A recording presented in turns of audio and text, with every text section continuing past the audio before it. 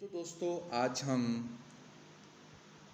Physiology के तीसरे chapter को डिस्कस कर रहे हैं और आप तैयारी कर रहे हैं फार्मास्यूटिकल की, फार्मेसी की, बी कैटेगरी की, जिसके एग्ज़ाम अभी अगस्त में 27-28 को होना है। पार्ट फर्स्ट को हम डिस्कस कर रहे हैं, पार्ट फर्स्ट के लेक्चर हैं जी। तो आज हम ब्लड को डिस्कस करेंगे, कंपोजिशन ऑफ ब्लड हमारा पहला टॉपिक है ब्लड के हवाले से, तो इसको हम डिस्कस करेंगे। इसके हवाले से पहला जो MCQs है वो है which one of the following is a non cellular part of blood. Blood का नॉन सेलुलर पार्ट कौन सा होता है? तो नॉन सेलुलर पार्ट जो ब्लड का होता है उसे प्लाज्मा कहते हैं। Cellular part of blood consist of 45%।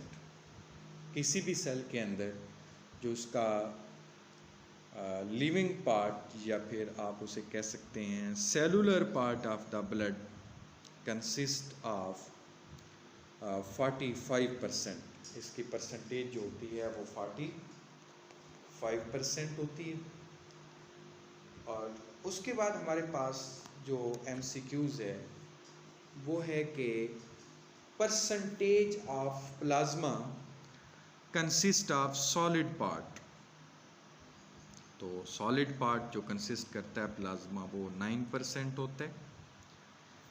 Which one of the following is an example of plasma protein. वो कहता है कि इनके अंदर प्लाज्मा प्रोटीन की एग्जाम्पल कौन सी है? तो वो आपके पास एल्बुमिन होती है। Which one of the following is an example of non nitrogen substance. Non nitrogen substance कौन सी होती है? तो यहाँ पे ट्राइग्लिसराइड्स है, गैलेक्टोज है, ग्लूकोज है। ये तीनों के तीनों जो आपके पास हैं ये नॉन नाइट्रोजन सब्सटेंसेस हैं, इनके अंदर नाइट्रोजन नहीं होता।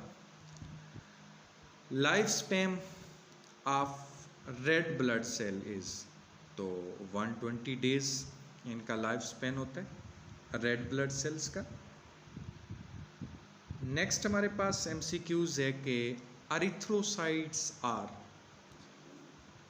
वो कहते हैं ये न्यूक्लिएटेड होते हैं, इनके अंदर न्यूक्लियस होता है या फिर नॉन न्यूक्लिएटेड होते हैं। तो एरिथ्रोसाइट्स जो हमारे पास होते हैं वो नॉन न्यूक्लिएटेड होते हैं, इनके अंदर न्यूक्लियस नहीं होता। ये नॉन न्यूक्लिएटेड होते हैं, इनके अंदर न्यूक्लियस नहीं होता। तो इसके बाद हम बात करेंगे नेक्स्ट MCQs की, और नेक्स्ट MCQs हमारे पास है red blood sales count decrease during. वो कहता है कि रेड ब्लड सेल्स की काउंट कम हो जाती है। तो इसका जो हमारे पास ऑप्शन है वो B है। स्लीपिंग के दौरान इनकी काउंट जो है वो डिक्रीज हो जाती है। Amount of globin present in haemoglobin, तो 96% जो यहाँ पे इसके अंदर है वो ग्लोबिन होता है हीमोग्लोबिन के अंदर।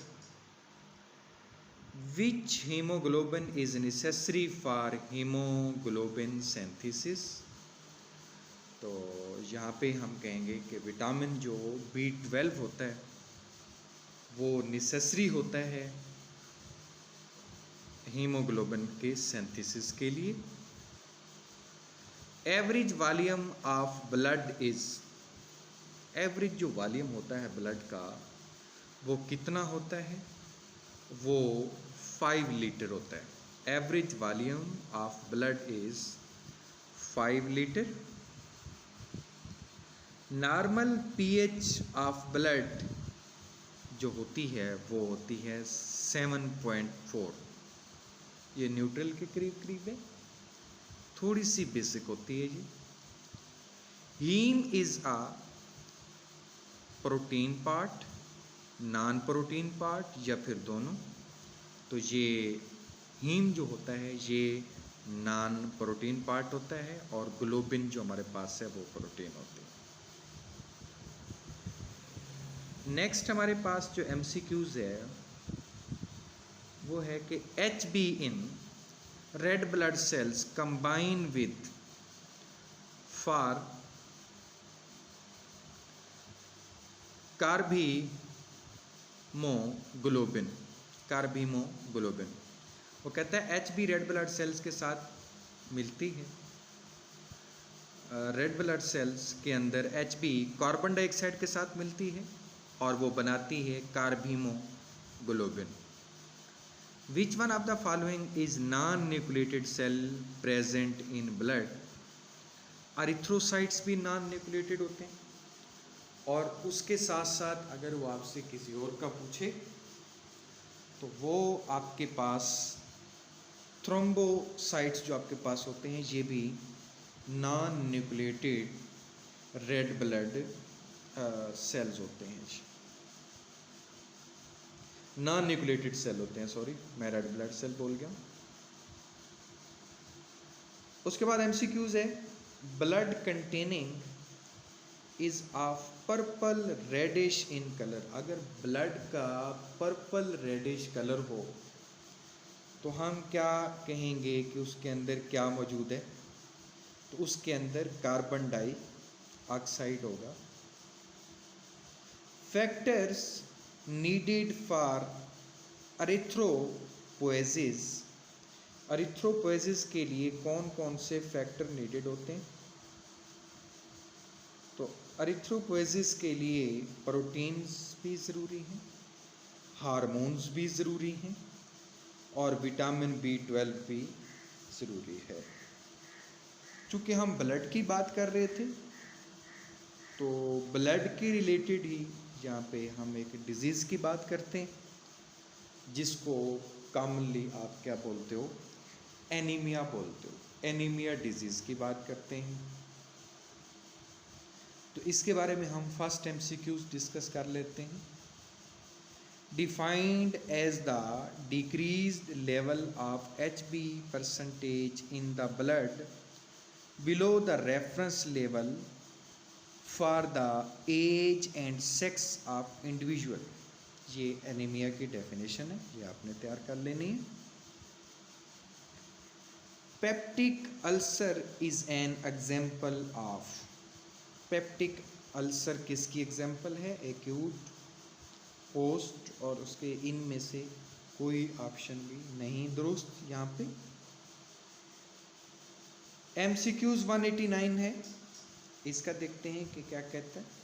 विच one of the following type of anaemia may be due to disturbance of proliferation and maturation of red blood cell. वो कहता है प्रोलिफरेशन और maturation of red blood cells की वजह से एनीमिया की कौन सी टाइप हो सकती है? तो एनीमिया की आयरन डेफिशिएंसी एनीमिया जो होता है वो इस वजह से हो सकता है अगर कि maturation of red blood cells का इशू हो तो। नेक्स्ट MCQs आपके पास है which one of the following drug may cause aplastic anaemia. तो कौन सी ऐसी ड्रग है जो कि एप्लास्टिक एनीमिया काज करती है? तो वो आपके पास क्लोरोफिनिरामीन और सल्फोनामाइड,